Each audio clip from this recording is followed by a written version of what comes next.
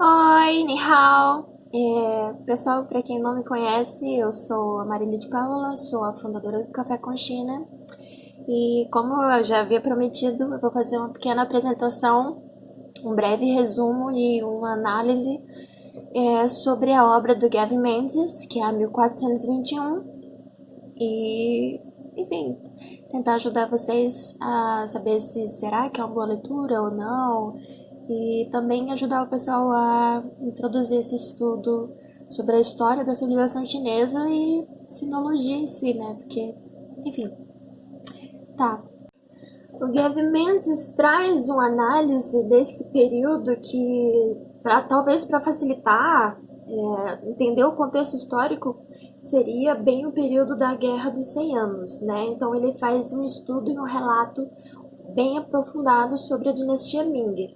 Lembrando que a dinastia Ming ela é a penúltima dinastia chinesa. As dinastias, a era dos imperadores, ela termina com a dinastia Qin, né? E com o imperador Peng que ele abre alas para todo o período da República Chinesa.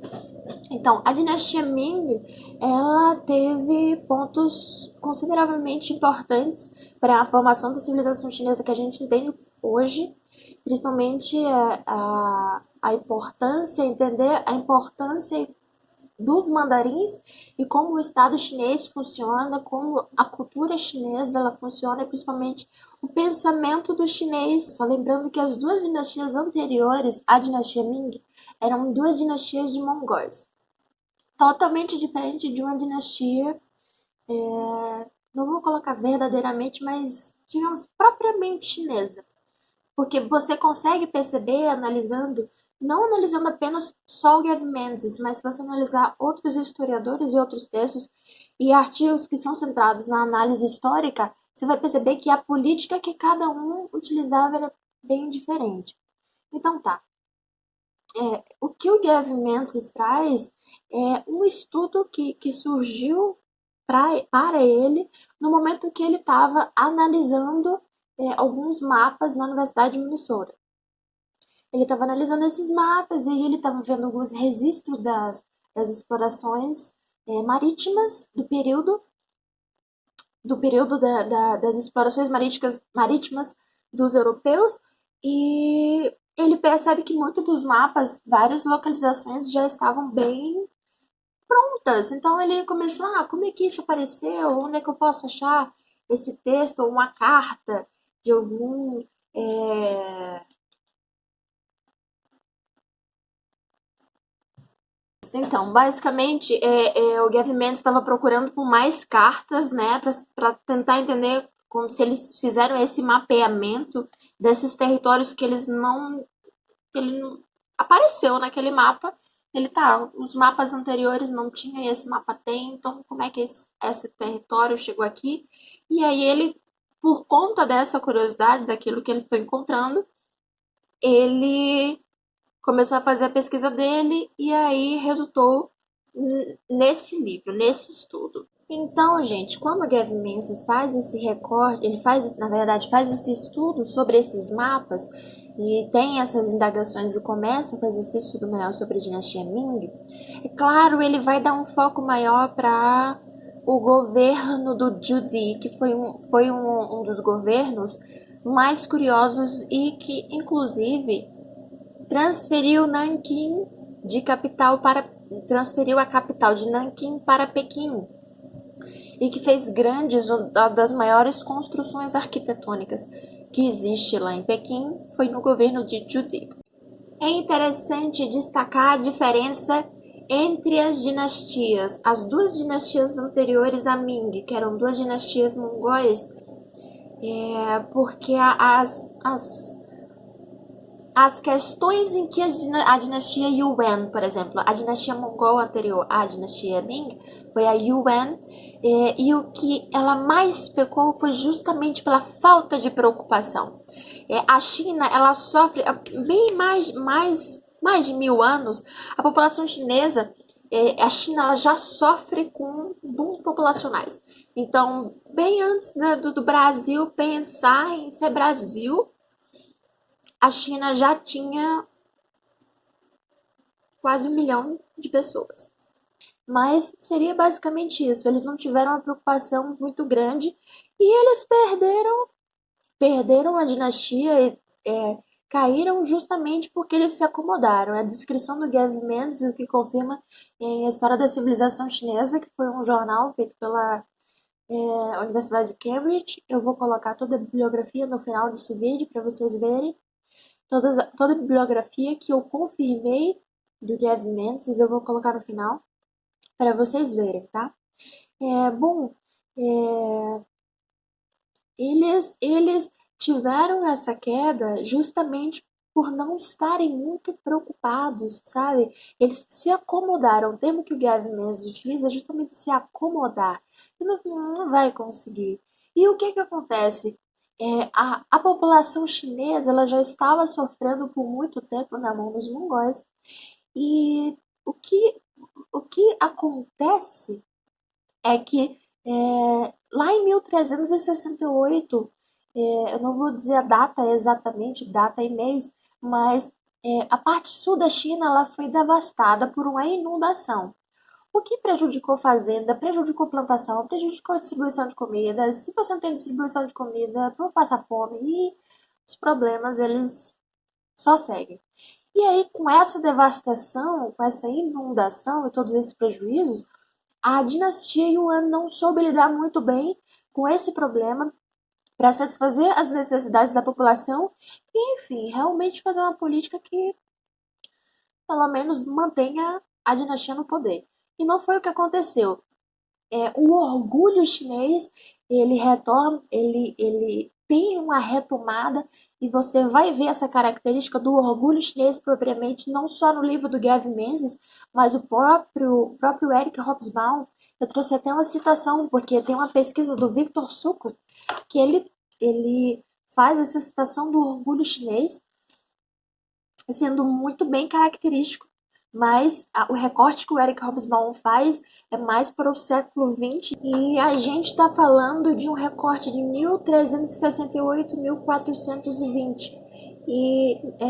Como eu estava citando, como eu estava falando, esse orgulho chinês ele é encontrado tanto nos textos do Eric Hobsbawm, como também ele é citado no livro A Governança da China, do Xi Jinping, que foi lançado. Terceiro livro foi lançado agora em junho, julho, se eu não me engano, e ele traz um capítulo sobre o sonho chinês. E o sonho chinês é justamente esse orgulho em ser chinês, o orgulho da história, da cultura chinesa, da língua chinesa, de ser chinês. E eu gostaria muito de trazer essa citação porque ela é tão é tão palpável, tão bem sintetizada, é uma máxima muito boa.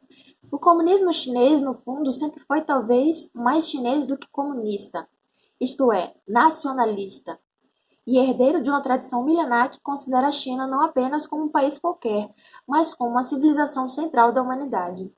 Como salienta Eric Hobsbawm, e esse é um texto do Victor Suko, que foi a pesquisa justamente da inserção da China na OMC, e ele salienta várias questões sobre a entrada da China na OMC, mas isso já é outra questão. Como salienta Eric Hobsbawm no seu olhar sobre o século XX, apesar de seus atrasos e misérias, a China nunca teve os complexos de inferioridade cultural tão típicos da URSS e de outros países socialistas, que queriam a qualquer preço, abre aspas, alcançar e ultrapassar, fecha aspas, os países capitalistas avançados. Foi essa também, sem dúvida, a razão principal da ruptura sino-soviética, pois na época esse modelo ainda parecia bem sucedido. Então ele traz esse recorte sobre ser mais nacionalista, né, mais chinês do que qualquer coisa. E eu gostaria de trazer até, para quem não sabe, o nome da China em mandarim significa, eu não quero falar errado, mas provavelmente falarei, Zhuoguo, ou Zhuoguo. Eu ainda estou melhorando, sorry. Mas a tradução seria país central, ou seja, país do meio, do centro. Seria basicamente essa a tradução. E, bom, como a gente estava falando desse orgulho chinês, quando você teve esse problema da devastação no sul da China, quem lidera a população para poder se rebelar e realmente derrubar a dinastia Yuan foi o Zhu Yuanzhang, o primeiro dinasta, né, Ming, da dinastia Ming. Primeiro, então, o que que acontece? Desse enorme exército que eles formam no sul e eles vão até Nanquim e até o próprio Gav Menzies traz essa marcha que o Zhu Yuanzhang faz no sul até lá no sul da China para Nanquim.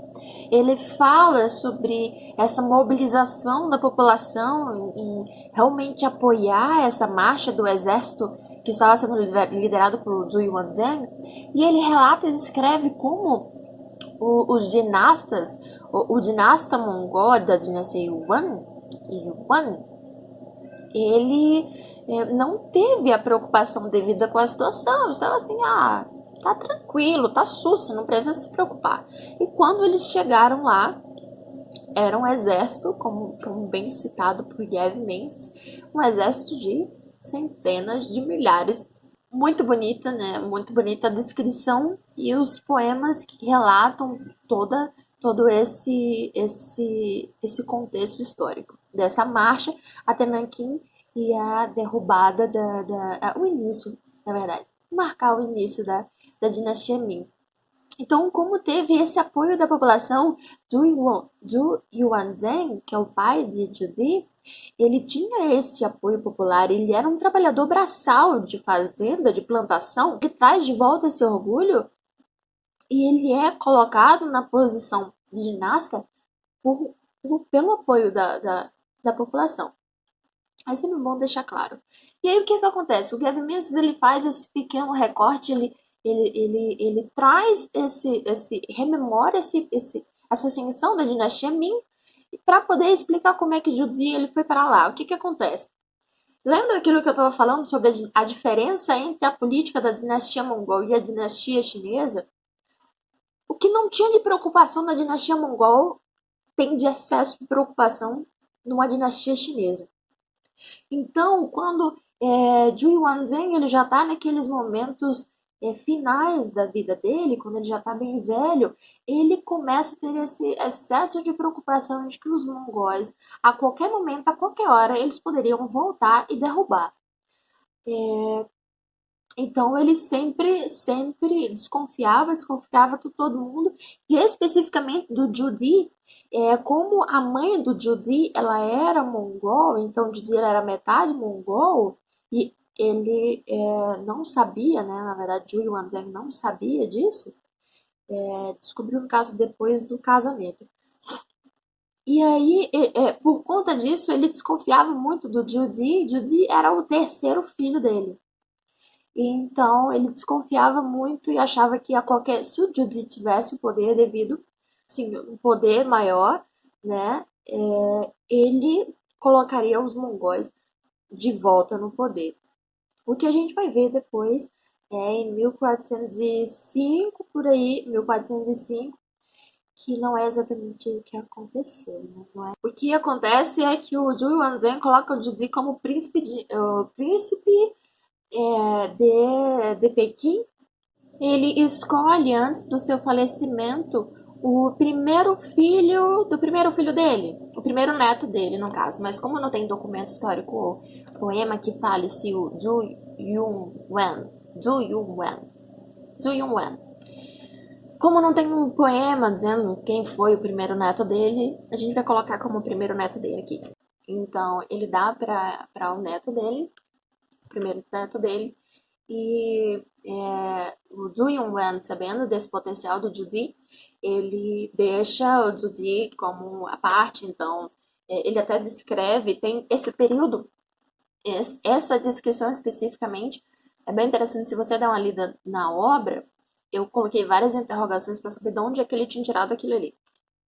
Então ele traz um relato de que dentro no período em que tem a posse do Zhu Yunwen, o Judi ele teria sido, ele estava, digamos assim, ele sumiu, ele era príncipe, mas ele saiu do poder e foi ficar disfarçado, camuflado, não sei se a palavra seria essa, na população, porque o Zhu Yuan, ele tinha dado uma ordem para poder matar o Zhu Yuan. Isso tem realmente citação, tem fato, mas o fato de que ele teria se escondido em alguns lugares, e por meio desse sumiço, dessa camuflagem na população, ele teria ganhado apoio, mas eu não encontrei esse especificamente, se alguém for de história. E souber mais disso, por favor, manda para mim. E a função do Café com China é essa, todo mundo se ajudar a estudar. Então, ele traz esse relato que nesse momento em que o Judy ele tá sumido, digamos assim, que ninguém encontra, ele tá ganhando o suporte, o apoio dos eunucos, e eu vou já explicar o que foram os eunucos. Ele começa a ter apoio maior, inclusive até dos mandarins, não nesse período não, depois que ele tem a posse, mas majoritariamente dos eunucos, e, é, e principalmente da população. Então, o que é que acontece? Ju- Novamente, da mesma forma que o pai dele, o Zhu Yuanzhang, Zhu, Zhu Yuanzhang, da mesma forma que o Zhu Yuanzhang, ele também cria um exército para poder chegar até Nanquim, até chegar à capital, para poder retirar o poder do Zhu Yunwen. Zhu Yunwen. E aí o que que acontece? Justamente por esse apoio dos eunucos, o que que são os eunucos? Quando você teve a queda da dinastia mongol, como castigo de guerra, esses mongóis que não morreram, né? Eles seriam transformados em eunucos e trabalhariam para o imperador. Ele traz toda essa posição dos eunucos, ela é bem delicada dentro do equilíbrio do Estado, do governo chinês, porque você tem os mandarins e você tem os eunucos. Desde da ascensão da dinastia Ming, você tem até Judi, que foi em 1402, veja só, a dinastia Ming ela ascende em 1368. 1368, 1402, os eunucos eles já estão, digamos assim, bem estabelecidos dentro do, do Império Chinês, né? E se transformam conselheiros porque esses eunucos eles se convertem até para a religião que estava estabelecida na China, eles se convertem e eles acabam por várias provas e várias situações provando um respeito e suporte ao império chinês. Então, o que que acontece? Por que que é interessante analisar isso? Porque para os mandarins, isso não é uma situação muito interessante. Para os mandarins, isso não é uma situação muito interessante, porque os eunucos, ao longo dos anos, eles vão evoluindo a papel de conselho dentro do Estado chinês e os mandarins, eles têm o seu papel. Até hoje, por que que você tem a língua chinesa é um mandarim? Porque os mandarins eram aqueles que representavam a civilização chinesa para os estrangeiros, né?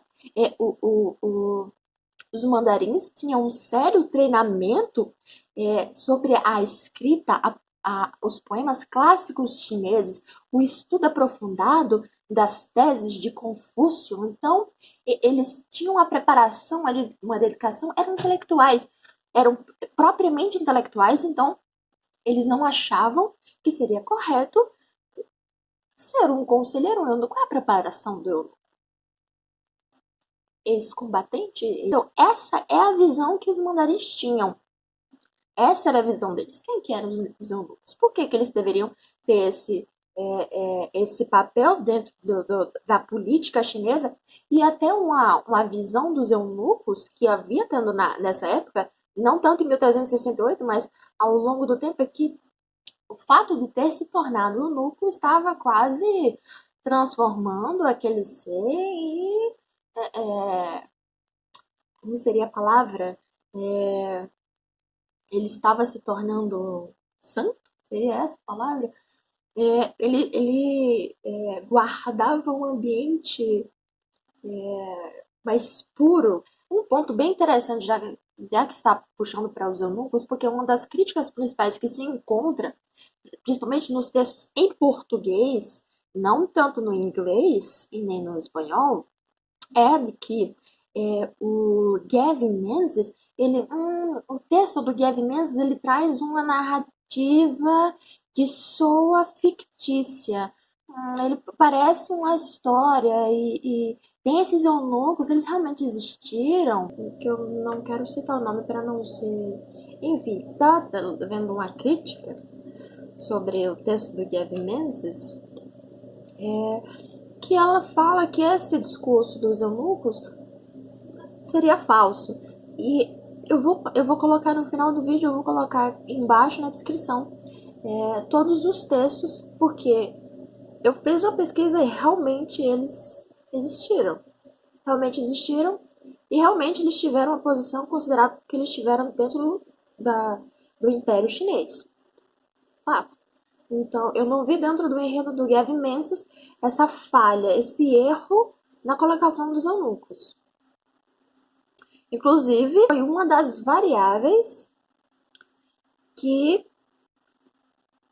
causou a queda do Império Ming, do Império, não, da dinastia do Judi, né? Dinastia não.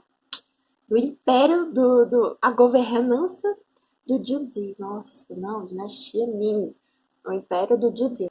Mas não tem nada a ver com eles serem mongóis. Quando eu li, primeiro eu li a crítica e aí eu fiquei. Não sei. Achei muito injusto na realidade. Voltando à história, por que que eu vou ser bem objetiva? Por que que eu gostei particularmente eu gostei da obra? Porque ele traz fatos absolutamente interessantes e que você vê até hoje. O Judi, quando ele tem a ascensão dele em 1402, o Judi, ele teve uma política, uma estratégia, o desenvolvimento do discurso dele como imperador, particularmente eu achei muito inteligente. E eu vou dizer por quê.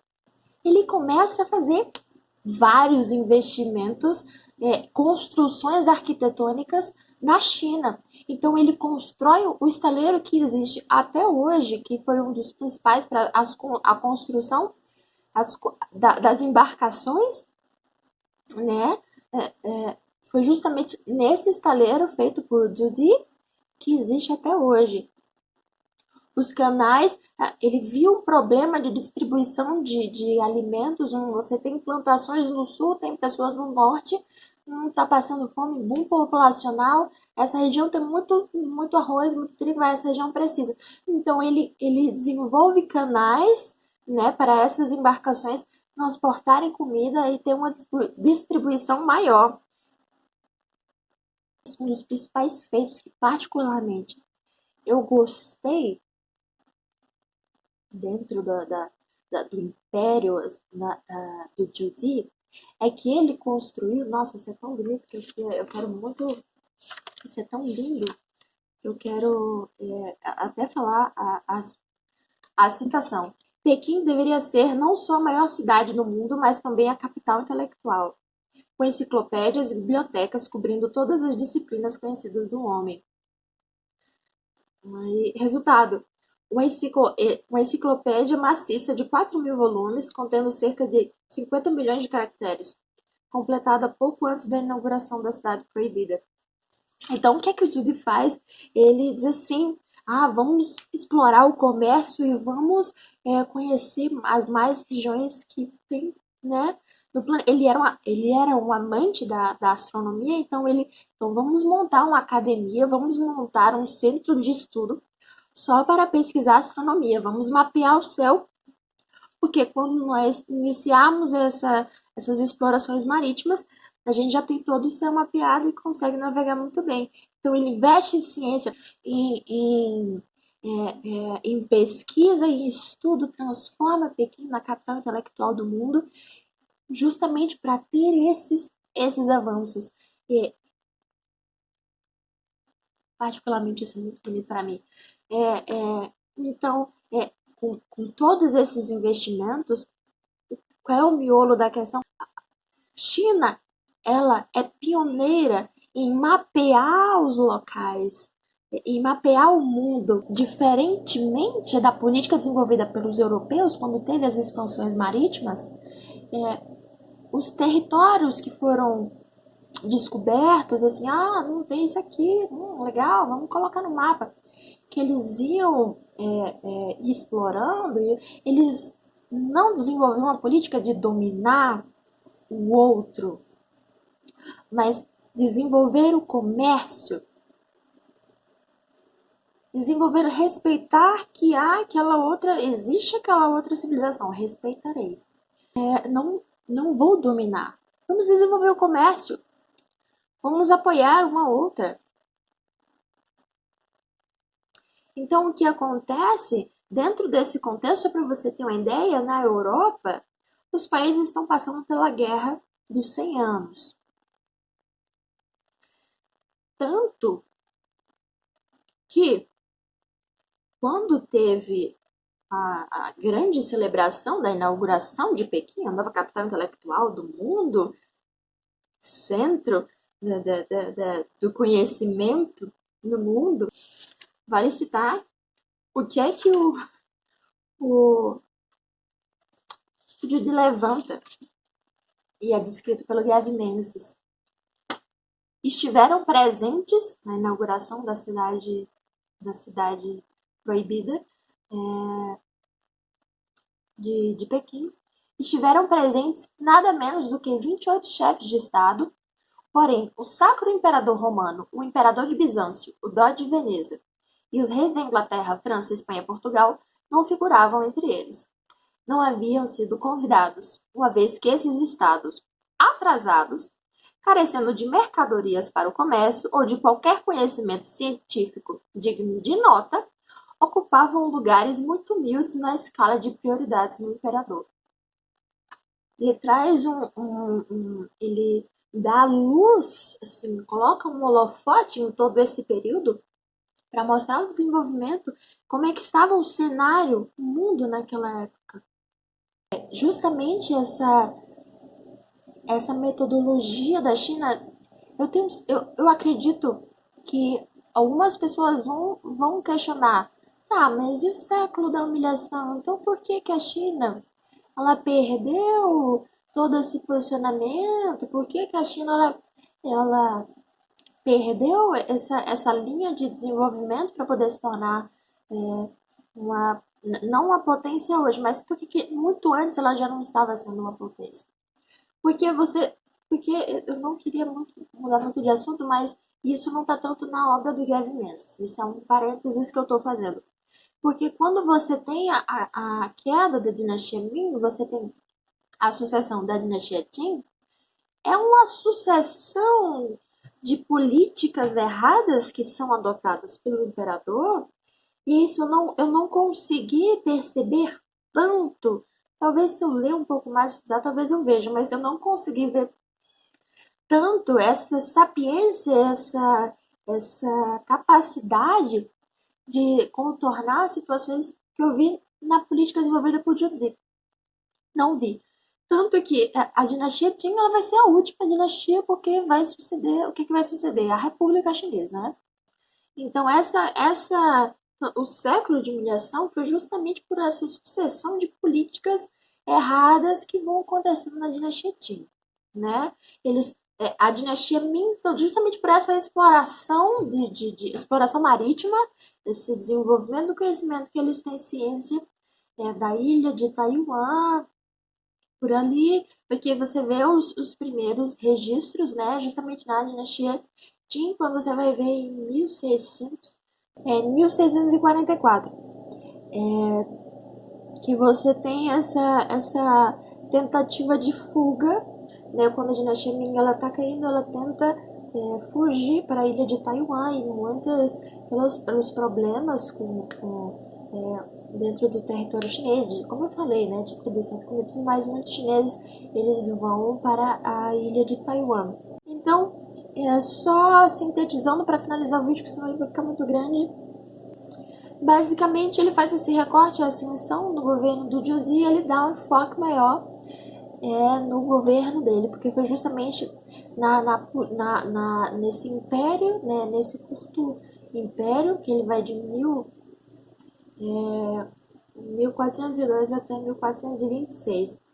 Explora todas as políticas e como é que foi, porque como foi que a China lá partiu daquele para conseguir explorar mais o espaço, ter as explorações marítimas. Então ele mostra dos investimentos, as construções, as políticas que vão sendo feitas pelo Didi. Ele traz, eu gostaria de citar um exemplo muito bom, que teve um momento específico de conflito interno no governo do Didi, que os mandarins eles estavam se opondo a todas aquelas construções. Os mandarins têm essa importância dentro do Estado porque eles têm essa comunicação maior com a população e se eles não gostassem tanto assim do governo ou do dinasta, ou se eles não gostassem, mas não isso explícito, né? Se eles não concordassem muito com a política, como eram eles que cobravam os impostos, eles falaram assim, não tem dinheiro, não tem, a gente foi cobrar o imposto, mas não tem dinheiro para essa construção aí sua, né?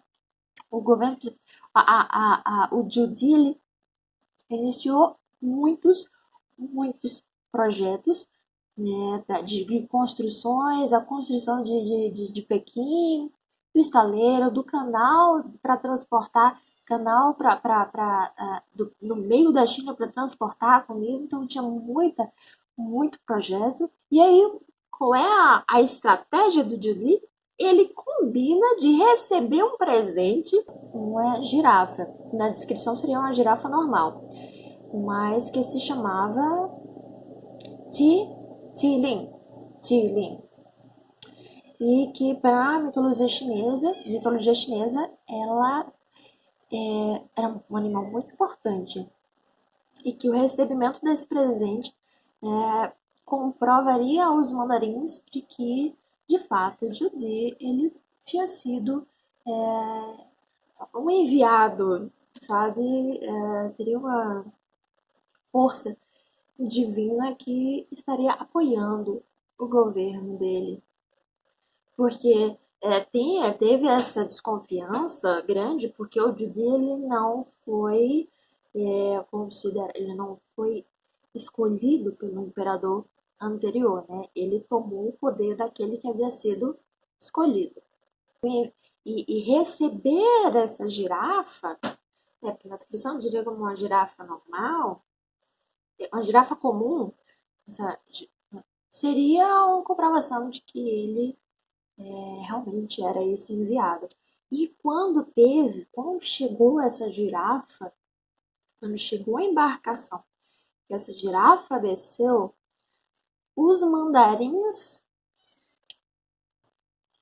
simplesmente se curvaram, se curvaram e aceitaram, sim, o governo de Judy.